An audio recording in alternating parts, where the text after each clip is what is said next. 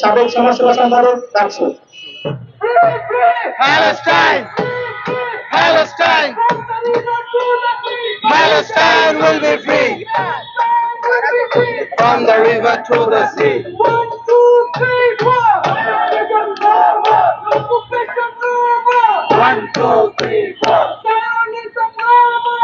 1, 2, 3, 4. Apartheid over. 1, 2, 3, 4.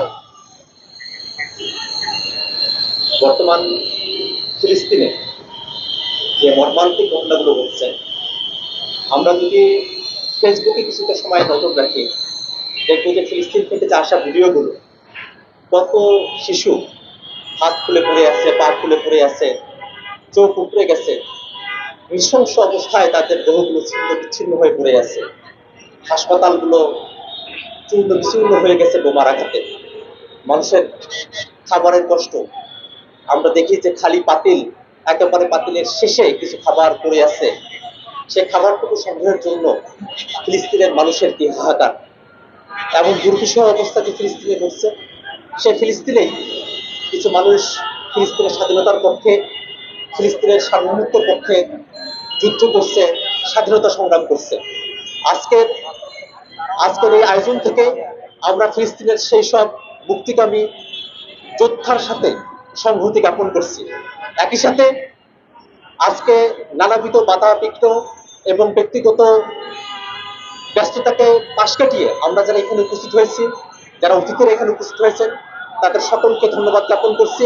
যারা অংশগ্রহণ করেছেন, ছাত্র, শিক্ষক এবং পেশাজীবী যারা আছেন, সাধারণ জনতা যারা আছেন, তাদের সকলের প্রতি ধন্যবাদ জ্ঞাপন করছি। আজকের এই মানব পতাকা প্রদর্শনী আয়োজন থেকে আমরা সর্বশেষ কয়েকটি দাবি জানাতে চাই। বিশ্ব পরিমণ্ডলে আমাদের দাবি থাকবে, অতি সত্বর গাজায় যে গণহত্যা হচ্ছে সেই গণহত্যা বন্ধ করতে হবে। এই গণহত্যার সঙ্গে যারা জড়িত আছে, আন্তর্জাতিক আইনে তাদের সকলের বিচার করতে হবে। ফিলিস্তিনের স্বাধীনতা শতভাগ নিশ্চিত করতে হবে, ফিলিস্তিনের সমস্ত ধরনের বর্বরতা বন্ধ করতে হবে।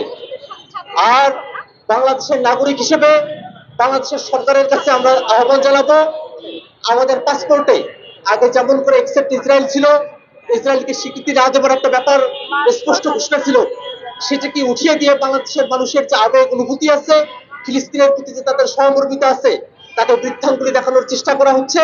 আমরা সরকারের কাছে আহ্বান জানাবো, অতি সত্বর ফিলিস্তিনের পক্ষে সংহতি রেখে বাংলাদেশের পাসপোর্টে এক্সেপ্ট ইসরায়েল এর জায়গায় প্রতিস্থাপন করতে হবে। অর্থাৎ বাংলাদেশের মানুষের ইসরায়েলকে স্বীকৃতি না দেবার যে বিষয়টি আছে, সেটাকে ডকুমেন্টেড করে সেটাকে ঘোষণায় রাখতে হবে। আর আমরা মাঝে মাঝে যে খবরগুলো পাচ্ছি, ফিলিস্তিনের মানুষের পক্ষে বাংলাদেশের মানুষের সহমর্মিতা থাকা সত্ত্বেও ইসরায়েল যারা ফিলিস্তিনের উপর আক্রমণ করছে, সেই ইসরায়েল থেকে প্রযুক্তি কেনা হচ্ছে, ইসরায়েলের বিমান বাংলাদেশে এসে ল্যান্ড করছে। এই সব অপকর্ম বাংলাদেশে যেন না ঘটে, সে ব্যাপারে আমরা সরকারের কাছে দাবি জানাচ্ছি। আজকের এই আয়োজনে আপনাদের সকলের অংশগ্রহণের জন্য ধন্যবাদ জানিয়ে আজকের মতো আমরা আজকের আয়োজন শেষ করছি। ধন্যবাদ সকলকে।